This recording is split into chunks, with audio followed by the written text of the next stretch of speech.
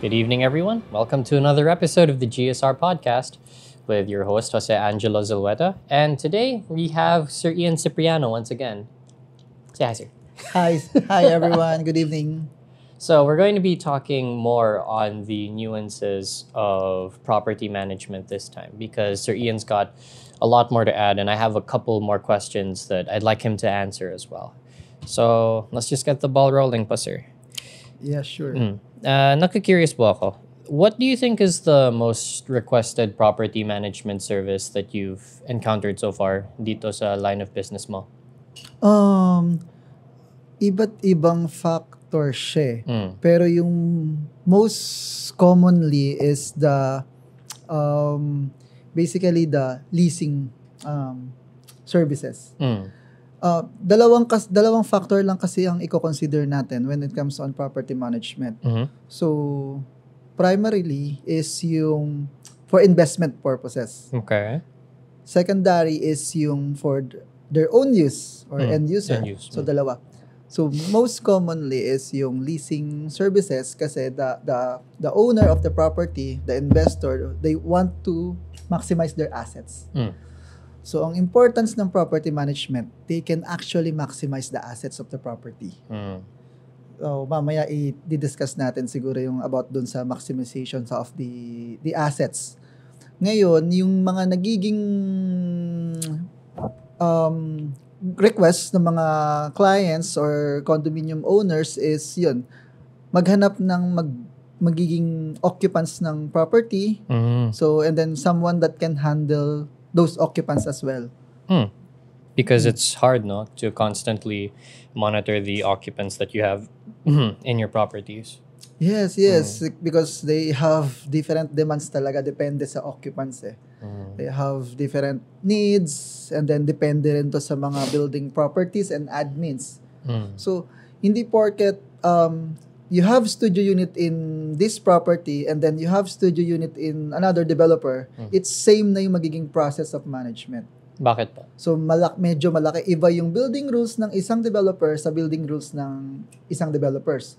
So, depende pa yan sa magiging property manager ng building. Same thing with the another developers. So, bukod doon, sa iba na nga yung building rules ng both developers, iba pa yung tenant na pwede mo makuha. So, iba-iba yan. And then, kung sakaling wala kang property management or property manager dun sa specific unit mo, pwedeng iba't ibang broker din or agent yung mag-handle ng unit mo. Okay. So that's a lot to manage, no? You're coordinating with the building people, you're coordinating with your tenant, tapos you're coordinating with the Yes. people who are leasing pa. Oo, medyo malaking ano yun. Malaking it's time consuming, very time consuming, coordinating with the tenant. Mostly, it requires your appearance also, coordinating with the admin. Because signing off the tenant, processing the move-in, processing the move-outs or deliveries, and then like processing yung mga working permits. So sometimes may mga ganitong problem pa. For example, you have ongoing tenant, but suddenly you encounter a problem from unit above. So most common problem from unit above is like floor leaking kasi yung mga drainage na connected sa mga bawat unit. So basically, yung upper floor drainage is in your ceiling, above your ceiling. So if they have problem with the plumbing and then parang nagkaroon ng clogging, it will affect your ceiling and then parang it will damage your ceiling. So property admin requires you to attend and coordinate to the owners of the upper floor. Oh, okay. So, marami. And then, hindi yun ganun kadali na isang usapan lang okay na kayo. Maraming pagdadaanan. It could fall to the warranty team of the developer, depends on the property. Pwede rin mag-shoulder nun, yung kung may tenant man or occupants yung upper unit, or pwede rin yung owner then. Or pwede rin sa'yo, depende. So, maraming factor na kailangang i-analyze, i-check muna, i-test para ma-solve yung mga ganung problem. Tapos isang unit pa lang yan. Isang unit pa lang yan, yes. So if you have multiple units in multiple buildings, then you have to juggle all of that. Yeah, yes. And I can see why you'd want the property management team kung baga ng ganyan. Yes, kasi kung may property management team ka, and then they have basically those property managers, they are very familiar with the building rules. And then coordinations with the admin, they know the right person, who is the right persons to talk to when it comes on this one, kasi iba-iba yan eh. Pwedeng si property manager, pwedeng si engineering, pwedeng si turnover team. Minsan hindi natin nakikita na ganito pala. Parang yung mga owners ng building, like me, like you, owners ng building, ang akala natin, yung admin is isang admin, isa lang yung pwede mong kausap, okay na lahat. Minsan hindi ganun. Kasi they have different team din. Tapos, nagkakaroon tayo ng encounter based on our experience sa GSR, nagkakaroon tayo ng encounter na hindi rin coordinated yung both divisions ng admin. For example, there's a third-party admin kung tawagin eh. So, one developer and then they will hire a third-party admin so to manage the building. Pero ang turnover team nila, turnover division is parang in-house ng developer. So, then another party naman yung property manager ng building. Grabe nun, no? Oo. So, sometimes, ipapasa-pasa ka. So, ganun yung nangyayari. Kaya, dun pa lang sa isang factor ng problem when it comes on handling the tenants, handling the concerns with the admin, medyo malaking time na yung pwede mong ibigay para ma-solve mo yung mga ganung problem. Kasi kung hindi ka magbibigay ng time, it will cost you a lot eh. Kung lalaki na yung damage, mas malaki. And then eventually, dahil hindi na kaya ng tenant yung damage ng unit, aalis yung tenant. So, hindi mo ma-maximize yung potential income ng property mo. Grabe nun. That's so much to take in. You have to juggle between yung mga teams. Tapos baka if you're just a unit owner, kung baka, then that means you need to, at the very least, have your own team so that you can handle all of those concerns, not just for one unit. All the more. I'm just repairing only for if the unit is tenanted. Actually, it will same effect then, just in case the unit is for your own use. Tapos syempre meron kang work, may trabaho ka. And then most of the admin, their work time is 8 to 5 only. So hindi mo rin maasikaso.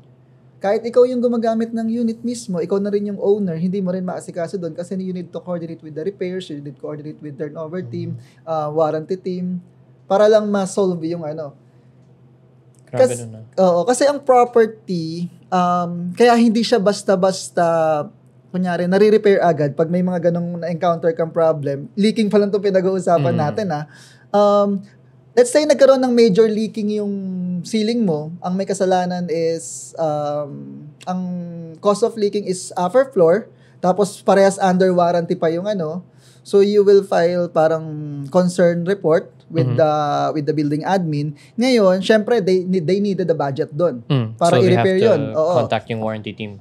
Yes, they need to contact the warranty team kasi kailangan parang, kumbaga sa Tagalog, tibagin yung i-chipping lahat ng tiles noon para makita matrace nila yung leaking. Then after the chipping, after the repair, that's the time they will restore. So it will cost a lot talaga kasi restoring yung chinip mong tiles and paint will cost you hindi ganong kadaling effort, tsaka hindi ganong kamurang talagang medyo mahal yun. Because ngayon, you're going deep into the floors na to fix the Ang tanong, saan nila kukunin yung budget nun? Di ba? So, ang nangyayari kasi, binabudget pa yun and then for approval pa yun ng property admin or ng developer kung ipaprioritize. Pero kasi umiikot lang ang budget ng property sa collection of association dues. So, madalas sa atin mga owner, hindi natin alam kung para saan ba yung association dues. Siguro bigyan ko kayo ng rough idea kung saan napupunta yung association dues ng building admin is yun nga. Doon kinukuha yung kumbaga salary ng buong property management team. And then maintenance ng buong building, utilities ng buong building. So even yung mga fire safety, refill ng mga fire extinguisher, anything na kailangan ng building for maintenance, landscaping, housekeeping, doon kinukuha. So, yung mga matitira, yun yung mga priority. So, yung mga matitira doon, yun na lang yung parang pwede nilang i-decide kung gagamitin sa repair ng property mo. kung na-damage. This is under warranty pa. If this is under warranty. Kaya mostly ng mga projects ngayon, especially condominiums, kahit top developers yan, they just offered 1-year warranty upon turnover only. Because mahihirapan silang i-shoulder yung warranty after 2 years, 3 years, 5 years, especially 5 years.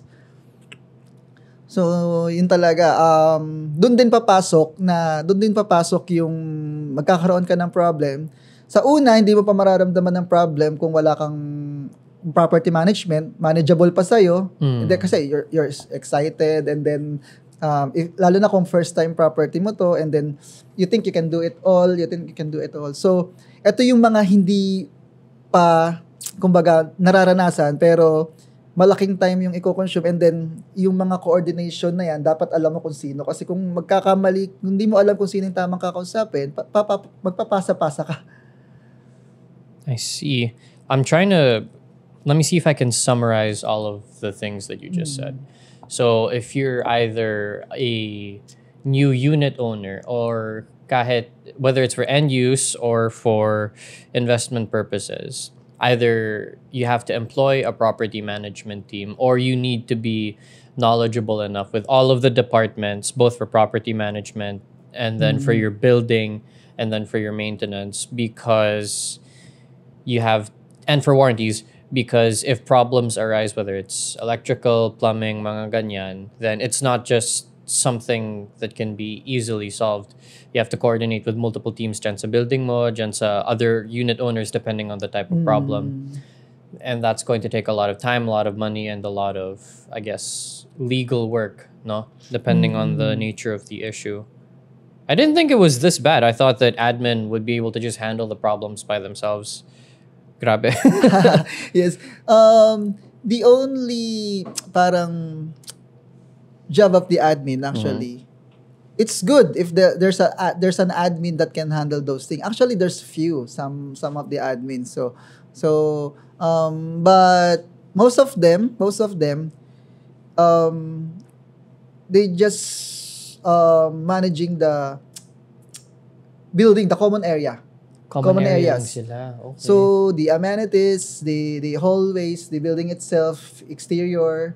So, and then yes, the manpowers doon, securities, yan. Pero yung kung nagkaroon ka ng problem internally inside your unit, or kahit embedded yung mga plumbing yan or electrical, tapos nagkaroon ng parang outcome sa loob ng unit mo, parang shoulder mo na yan. So hindi na sila. May mga admin kasi na kahit mayroon silang maintenance, building maintenance, kasi ganun din ako, nung nagkaroon ako ng first unit is parang I'm expecting na may building maintenance. So pag nagkaroon ako ng problema, pwede kong i-rely sa building maintenance, sa engineering, kaya nga sila may engineering pero hindi talaga ganun. Kasi yung engineering, they are parang assigned to maintain the building. The engineering. So just the building as a whole, not yung specific. Yes, the water supply, the generators, the elevators, the common area. Yan ang mga ano nila. Pero hindi nila priority yung individual unit ng owner. Pwede, pero most of them, I've been parang siguro 10 years na ako nakikipag-coordinate sa iba't ibang property management, engineering. So may mga mapapakiusapan ka pero bawal actually sa building rules nila. Bawal? Bakit? So, ano yun parang hindi pasok sa scope of work ng engineering. Pwede silang mag-assist sa'yo. Kaya kung minsan makaka-experience tayo, nagre-refer sila ng outside contractor, third party, which is, it's for you to also to coordinate. Parang ikaw pa rin magko-coordinate, ikaw pa rin mag-explain, parang ganun. I think that's so important to mention to all aspiring property owners, that the building engineers and the maintenance people cannot prioritize individual units. Overall lang sila. I didn't know that. I thought they could help you with individual maintenance. Grabe nun. That's good actually if we know someone, like especially someone that can manage the building, and then they can manage also the individual property of the owners. That's good. siguro they need the manpower for that kasi ang dami. Yeah. Most of the building, they have thousands of units. So imagine if they want to manage all those thousands of units, kailangan nila ng manpower. Mostly yung engineering team and maintenance team sa isang buong building is 3 to 8 peoples lang. So that's why they can only manage yung mga common areas. Yeah, common area. And then they have routine to check everything. Electrical, and then water, kung okay lahat tumatakbo, lahat, fire safety. They need to check everything. So they don't have enough time talaga to manage yung individual units. Thank you so much for that clarification. That's super important. Because right now I'm living in the general NCR area in a unit, and I didn't know these things. Akala ko kaya naman ng maintenance, because the maintenance in our building is generally helpful when I see them, and I'm like, hi. There was one point where we had just a little bit of trouble with some bathroom stuff. No major leaks, just drainage issues. Tapos tinulong naman kami ng maintenance team kasi may oras sila. But it's really good to know that in general, the maintenance teams of your buildings cannot, just because they're so so thinly spread, they cannot handle everything, and it's up to you to make connections na for your unit specifically, maybe even for that's so important. Okay. Wow. That was so much to cover. That was super comprehensive. Thank you so much. In the meantime, I think right now would be a good point to cut for break, because one, I need to digest all that information. My worldview has been shifted completely now. And two, I have a lot more questions to field for you after this. So we'll be back after this short break. Thank you so much for joining us so far, and stay tuned. Bye for now. Bye for now. See you later. For all of your property needs, come to Global Strategy Real Estate, GSR. We at GSR are your one-stop shop for anything related to your property and more. From management to buying, selling, documentation, and maintenance, we have your back. At GSR, we aspire to provide the level of quality and service which put Japan on the map as one of the hallmarks of hospitality. Let us manage your property today. All right, and we're back for the continuation of the GSR podcast on the topic of property management and its importance. Thank you again so much for taking the time to join us, Sir Ian. Okay, so just to summarize what we discussed, there's a lot more to owning a property than just, owning it, because the amount of responsibility you have to take means you need to not only coordinate with prospective tenants, pero you also have to coordinate with as much of the building teams as possible, because it's not just a one-stop shop for buildings. May mga admin, may warranty, may maintenance, tapos yung mga third party pa na kailangan mong ipakilala para may mga problema sa unit, because the building itself cannot handle the problems if they come up. Is that correct? Yeah. Okay. So in that case, what would you say is the mark of a good property management team? What do you look for in a property management team, or what kind of qualities do you need if you want to be able to manage your own properties well? Siguro having a property management team, parang ang hinahanap ko sa kanila is I want them to same vision with the unit owners. So basically, it's most of the unit owners is our vision is to maximize our assets, lalo na kung itong property to is for investment, and then other owners naman na they are end users is to have a better conveniency or lifestyle dun sa kanilang tinitirahan. So if we combine those, maximizes asset, and then building a community with those occupants, yun siguro yung hinahanap ko na kayang gawin ng property manager. So, and then aside from maximizing their assets is they can also lessen especially those unnecessary expenses. Sobrang daming unnecessary expenses kasi sa condominium. Even owning a normal regular house, marami talagang unnecessary expenses with the maintenance. For example, it will come up if you don't have any preventive maintenance. So there's a lot of wear and tear, especially with the old condominiums. So minsan, pag bibili tayo ng condo, ang ganda ng flyers, ang ganda ng showroom, pero we don't even consider those parang time ng materials, yung parang quality time ng materials, yung kumbaga kung kailan ba to mag-wear and tear, kailan ba to mag-expired, ano mangyayari kung hindi ko lalagyan ng ganito. So, ang bigyan kita ng example like doon. Ang ganda ng wooden flooring, pero hindi natin alam kung anong type ng flooring. Through image, through colors, ang ganda niya tignan sa showroom. Pero, dito nakapwesto yung laundry mo and then yung bathroom, paglabas mo ng bathroom, naka-wooden flooring. So, eventually, if there's someone using it, tapos maraming volume of water na pupunta doon, posibleng mag-molds, worst case scenario, mag-pop up, maggaganong-ganunan, dahil di tayo nakagawa ng mga preventive maintenance para doon, hindi natin na-anticipate kagad. Anticipation for property management is very important. Hindi natin na-anticipate yung mga ganung bagay. It will cost you after 3 years to 5 years maintenance. You even need to replace those whole flooring. And that's very expensive. Yeah, that's very expensive. So, ang nangyayari is dahil walang ganun, nagkakaroon ka ng mga unnecessary expenses that you could prevent it from the start. Sana.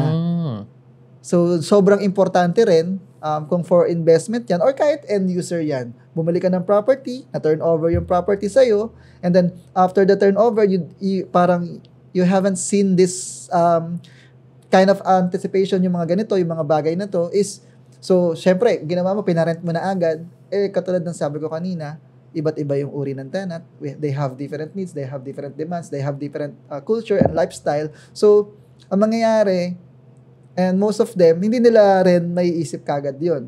So, they will apply their lifestyle dun sa unit mo eh. So, dahil hindi mo na consider yung unit mo as prepared for different lifestyle of tenant, dun lalabas yung mga maintenance. And then, kala mo nakakakuha ka ng rent aside from association dues, nagdededuct ka na nga ng association dues from the rent, nagdededuct ka na rin ng RPT from the rent, and then the unnecessary maintenance also you need to consider. Because that's going to eat into your rent costs. Yes.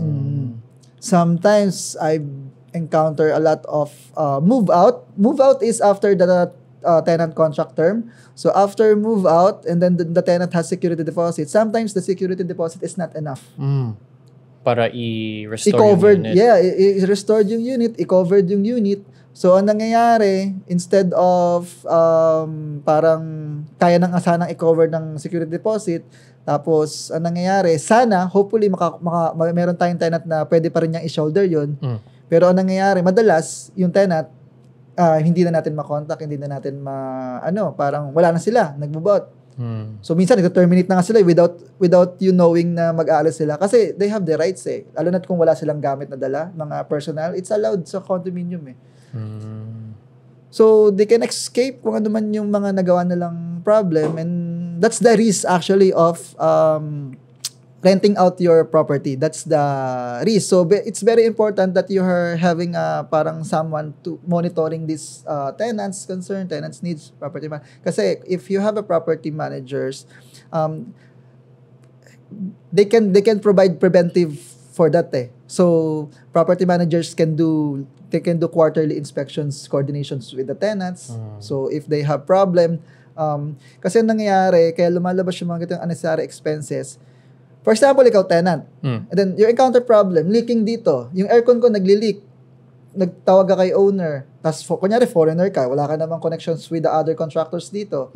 Tawag ka kay owner, meron akong problem sa unit, nagli-leaking. Si owner, I cannot response doon kasi I'm busy with other things also. And then, yun. Ang gagawin mo, para napapabayaan mo na. Minsan, sumusuko na yung mga tenant na dahil hindi nagagawa ng owner yung mga, or ng broker yung mga concern nila, ang nangyayari, pinapabayaan na nila. So, masusurprise ka na lang after they move out, ito na yung mga problema na parang biglaan pa. Oo. Kung yung aircon na yun, cleaning lang naman ng problema kasi kaya siya nagli-leaking kasi basically nag-clog yung drain pipe niya. Ganito lang kaliit yung drain pipe ng aircon. So, ba nag-clog yan, namumuo yung dust, yung parang jelly na dust. So, hindi na magfo-fall yung drainage, mag-overflow yun. Magli-leaking sa pader, madadamage yung paint mo. Pag naka-wallpaper ka pa, mas malala. Kung wooden flooring ka pa, ina-absorb ng pader yun, hindi yun nakikita kasi unti-unti yun, yung parang water lang na Pero yung volume ng water na yun, pag naipon sa flooring, yun na. Tapos Magpa-pop bubuka up pa. sila. Tataas sila. So what could have been just like 5K in terms of maintenance fees can blow up to mga 5-6 figures if you're not careful. Yes, if you're not careful. Kasi you need to repaint, you need to change the flooring. Pero ang cost lang sana nun kung na-prevention, kung meron lang maintenance na nag-aalaga sa aircon, it will not happen. And then it's good service also for your tenants because you have the maintenance also. And then you can manage to maintain their lifestyle there na medyo convenient, maayos yung aircon, malamig, hindi nagli-leak. And then it will help you also. Wala kang mga unnecessary expenses in the future. Grabe. That's the extreme importance of preventative maintenance. Yes. I like that. I like that you mentioned that. I think anticipation is the word you used for the mark of a really good property management team. Because you have to think ahead so that you can either monitor the problems as they happen and make sure that none of the really big cost problems will come up in the future. Sobrang importante nun. The good thing with property manager, kaya nagkaroon din tayo ng ganitong knowledge, especially that the company that I'm working is because we encounter already a lot of this thing. So iba't ibang klaseng tenant, iba't ibang property. So those informations with them, those preventive, those anticipation, we can easily anticipate all kasi we already experience eh. So lalo na't kung same building yan and then same materials yan is we can anticipate.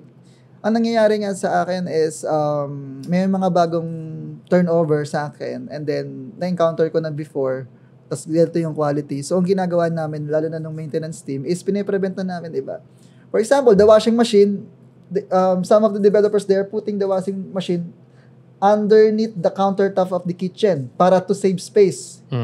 Parang dinidisregard na yung washing area kasi studio lang siya or one bedroom nilagay nila. Pero ang nangyayari, naglagay sila ng washing machine area doon. So meron water entry from the washing machine na it could possibly parang magkakaroon ng water spill doon. Pero walang waterproofing yung slab. So ang ginagawa namin kapag na-turnover na bago namin iparet, wina-waterproofing na namin yan para walang cost. So yung mga ganung bagay to prevent yung mga major cost. Kasi kung katulad dun sabi ko kanina, kung hindi man ikaw yung naging biktima ng leaking, baka ikaw yung magkaroon ng biktima. Kasi you don't put waterproofing dun sa washing machine slot, tapos yung mga naging tenant mo is dun naglalaba. Sometimes, most of the studio unit and one bedroom, they don't have balcony. Parang hindi rin nila madadry talaga sa labas yung mga clothes nila. And then, mahal din ng 100% dryer na washing machine. So, tas malaking space yung slot nila. And most of the small slot na sa washing machine is parang 80-20 dry lang. So, may 20% pa. And then, marami talaga. Minsan, naglalaba sila dun lang. And then, tas kahit yung mga nag-wash ng dishes, diba, nag-i-spill yung water. Kung hindi mo na silat ng maayos, nag-expired kasi yung sealant eh. Actually, nire-renew dapat yun. Yung silat ng mga countertop, kitchen countertop. So, pumapasok yun sa mga, yung mga tubig sa gilid. Akala natin, nade-drain siya sa sink, pero yung mismong sink, na metal sink na yun, may mga sealant yun, water sealant, na pumapasok doon. Diba, pag nilalampasok ka? Yeah. So, pumupunta sa ilalim. Ngayon, yun yung mga nagiging cause ng leaking bumaba. So, dahil doon, ikaw yung hahabulin ng owner sa baba. I-repair mo na yung sarili mo, i-repair mo pa yung kanya. So, yun yung mga kailangan natin i-consider na mga unnecessary. Kaya ako sinasabing unnecessary kasi preventable siya. Kaya natin i-prevent yun eh. Just with routine maintenance. Yes.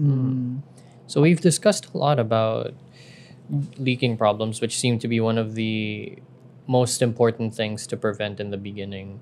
What kind of things can we do for preventive maintenance as prospective property owners or people who want to learn how to manage a property better regarding electrical or bug problems? Because those are like the three main things that tenants have problems with. No, it's plumbing, it's electrical, and then it's bugs. What can we do for electrical and for bug stuff? Si electrical is medyo sensitive siya.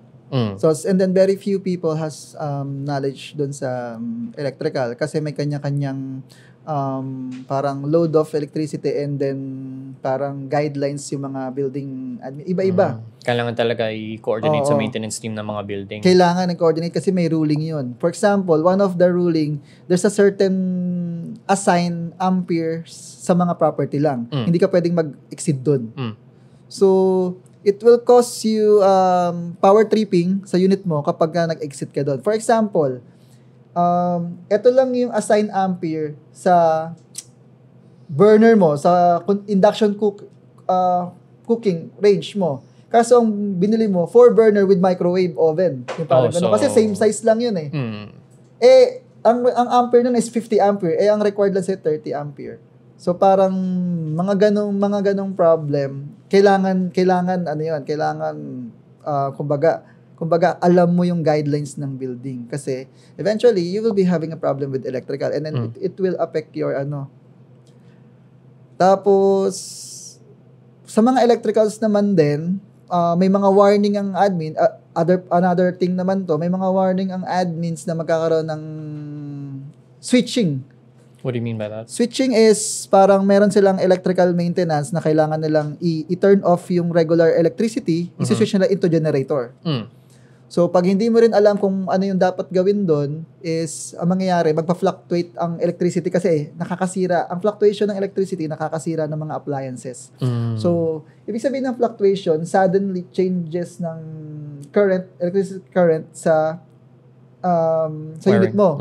Kasi, pag nag-generator yan, okay, medyo bababa kasi gagana lang yung generator part. Pero, binalik nila sa sa normal, biglang, tapos nakasaksak lahat ng appliances mo, pwede mag-fluctuate. Parang nabigla sila ng electricity. Minsan doon nasisira ang mga TV, lalo na yung mga board, especially aircon, yung may mga board ng electrical board na appliances. Lahat ng mga expensive na appliances. So, TV, aircons, computers, kapag nakasaksak Kaya sila. importante na ina-unplug mo yon kasi magkakaroon ka ng problem talaga dun sa mga yun, sa mga maintenance. Hindi pwede 24 hours yung Yes. That's fair for every electrical appliance naman. It's bad to keep it on for 24 hours. Yun na rin yung reason kaya most of the condominiums, they have the required breakers. Meron doon breakers na 20 ampere, 30 ampere. Para pag nabigla, nagkakaroon ng automatic shutdown. Tripping. Para hindi na maapektuhan yung iba. Well, what about, that leaves bugs. What can we do about bugs? Sa bugs kasi, si admin kasi, meron silang pinopropose talaga. Dapat talaga, every 6 months, Fumigation. if I'm not mistaken, every 6 months talaga yung standard rule. Pero nag-iiba-iba kasi yung rule, depende sa property admin. So every 6 months, meron standard rule na kailangan mo magpa-pest control. So, kahit anong tawag dito, sealed mo sa mga na pwedeng entry ng mga bugs, may lalabas at lalabas pa din yan. Why? Kasi nga, connected yung mga piping, connected ang mga exhaust, connected ang mga range hood induction. So, tawag dito, kailangan every 6 months nagpapa-pest control ka. Lalo na kung kahit wala pang 6 months, mayroon ka ng nakikitang mga bugs, pa-pest control ka na. So, sometimes ang presyo lang naman yan 700 to 1,000 pesos. So, importance din na may property managers ka kasi kailangan nila, sila mismo yung nakikipag-coordinate at nagmo-monitor ng mga ganong schedule sa admin. Kasi may mga free yung admin. Para makasave ka, every 6 months may free yung mga admin na ganon. Kung hindi, kung gusto mo mag-personally request talaga ng magbabayad ka na. Minsan kasi, pag yung katabi mong unit, nag-pest control, tapos ikaw hindi, papunta sa'yo, dun sila magtatago sa'yo. I don't want that. Tsaka take note, I'm not against with the developer na naglalagay ng garbage chute sa flooring, sa per floor. It's good actually, for the conveniency of the tenant. Yun sana lang merong property managers ng admin talaga yung building na kayang i-maintain yung cleanliness noon, and then hindi nila, may sarili siyang pipe chase na hindi connected sa mga bawat unit. So sana ganun kasi madalas na hinawakan ko na unit beside garbage area is talagang sobrang daming insects na pumapasok. So yun. And it's fine naman to employ third-party services for pest control as long as you coordinate with admin? Yes. They just need a working permit from you kasi it's your rights naman eh. Kung yun nga lang, magbabayad ka sa third party. Yeah, that's fair naman. Do working permits cost extra or are they free to get from admin? It's free to get the admin. the cost is your time lang only kasi most of them it's good now after the pandemic. Most of the developers innovated their admin system. They have the application already. Most of the admin, they have the applications, and then you can apply through online ng mga working permit and gate pass as long as you are authorized in the applications. And then but some of the admins still doing it manually. Parang you need to go there to pick up the form. So, minsan kahit may copy ka na ng form, may mga admin pa na, alam mo yung may carbon copy ka. So, hindi mo siya pwedeng i-print. Kasi kung may copy ka ng form, it's okay. Print mo sa'yo, fill upan mo, or i-edit mo through online, then send mo sa kanila, pwede yun. Ngayon, ang nangyayari yung iba, carbon copy. So, kailangan mag-pick up, tsaka by code. So, kailangan kunin mo yung form doon.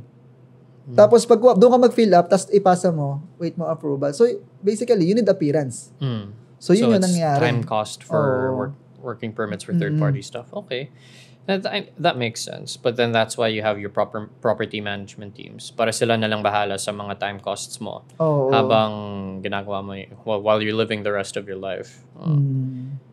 I remember you mentioning data and unnecessary expenses. So we've covered the unnecessary expenses part through preventive maintenance, routine maintenance, and such. But what are the other ways that a property management team can help maximize the assets of a unit? Okay. So most of ako, personally, I want the property management team that can maximize the asset. Basically through leasing.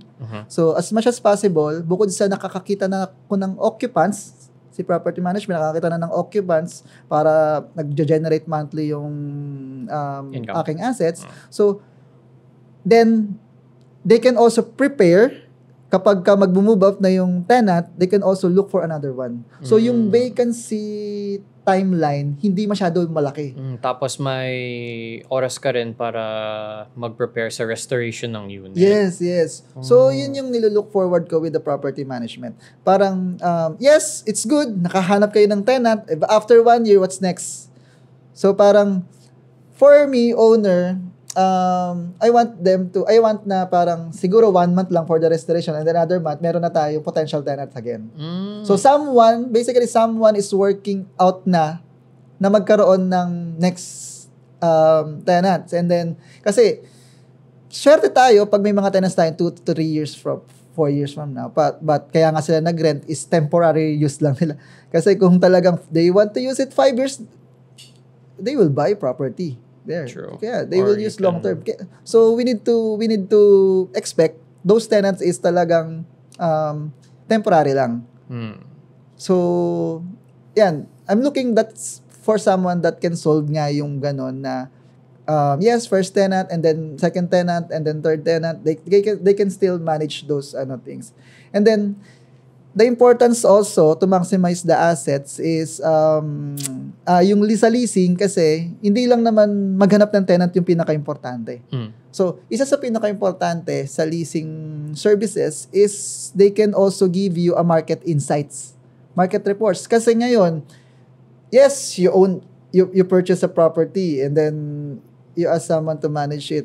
Tapos, nakakuha ng tenant. Hindi lang doon natatapos. Hindi lang naman ikaw yung nag-purchase ng property. That's true. So, sobrang dami. So, basically, there's a lot of competitors now. There's a lot of brokers, there's a lot of agents, there's a lot of owners wanted to, parang lease out their properties also. So, most important thing for the leasing services, they can give you a market insight based on the competitors nung own building. Kunyari, sa building mo is dito lang, ilan units yan, ilan ba yung vacancy rate dyan? Ibig sabihin, ilan ba yung nagpapalis dyan? Ibig sabihin, ito yung occupancy rate ng property. So, it's very important for the investor that they know the occupancy of the building itself. Kasi, kung mababa yan, for example, ang baba na occupancy rate ng building, 30%. So, basically, 70% yung competitors mo na nagpapalis. Tapos, ang gusto mong rent is ganito. Hindi sobrang labo talaga, ganito kataas.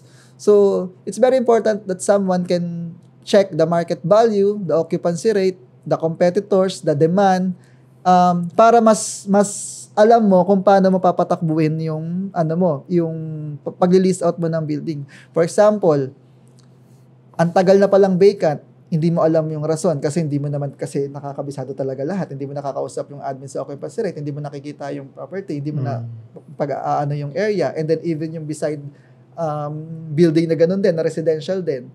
So, kumbaga, kung aalamin mo lahat yun, parang sobrang matrabaho, di ba? So, ngayon, leasing team can give you insight of that. So, they can recommend a right rent, a fair rent for the tenants and then for the owner.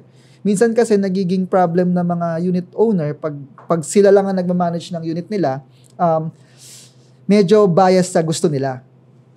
So, ibig ko sabihin, gusto ko kasi ng ganitong rent, so maghahanap ako ng ganitong rent. Kung ano lang yung dumating sa akin, pag nakuha to, doon lang ako mag-approve. Pero minsan kasi, hindi naman na yun talaga yung market. So, what I'm saying is, dapat fair talaga yung kay owner, fair payment, and then fair amount din kay tenants. So, si tenants din kasi alam din niya yung market.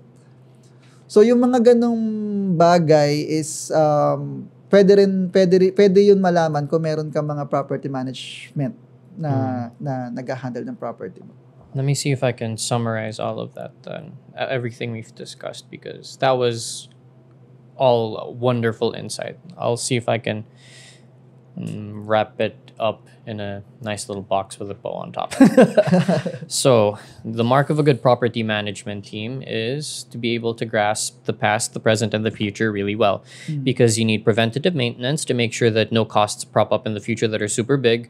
Because something that you can only do for mga 2.5, 5K can save you possibly up to 100K, 200K in costs. Halimbawa, if you have leaks, an easy aircon maintenance or easy resealing, that's like mga 2.5K lang, can save you the trouble of possibly having to break and replace your floors in the future, troubling yourself and the other tenants. There's saving time because you can coordinate with all of the different teams in the building and get more awareness for the rules in the building. And then there's future stuff, because not only are you dealing with finding tenants, you're dealing with making their stay as good as possible, so you're monitoring them, and then you're dealing with what comes after, so that's finding new tenants, doing the restoration, and all the while monitoring all of the trends so that you can figure out how to best handle all that. Did I get that right? Yes, that's all right. I'd like to say that was an absolutely wonderful series of insights you've given us on building management. You've covered everything I think there is to know if you're an aspiring property manager. Though sad for me to say, but I think that's all the time we have for the moment. We'll have even more stuff to discuss in the meantime. Thank you so much, Sir Ian. Thank you. This was great. So for everyone who enjoyed this episode, please leave us a like, subscribe to our YouTube channel, and please don't forget to follow us on social media. We have a Linktree QR that we'll be linking onto this video here, where you can find all of our socials. And you can also go to www.gsr-ph.com. That's www.gsr-ph.com to learn more about us, our services, etc. This podcast is not only here, but also on Spotify, Apple Music, and YouTube Music. We'll also be posting it on Facebook, and we'll be getting some clips for you as well, covering all of the juicy bits. So please feel free to come by again. We'd be happy to have you for property management needs and for leasing needs and the like. So this has been the GSR Podcast. I've been your host, Jose Angelo Zalweta. This has been Sir Ian Cipriano, and we'll see you next time. Bye, guys. Bye.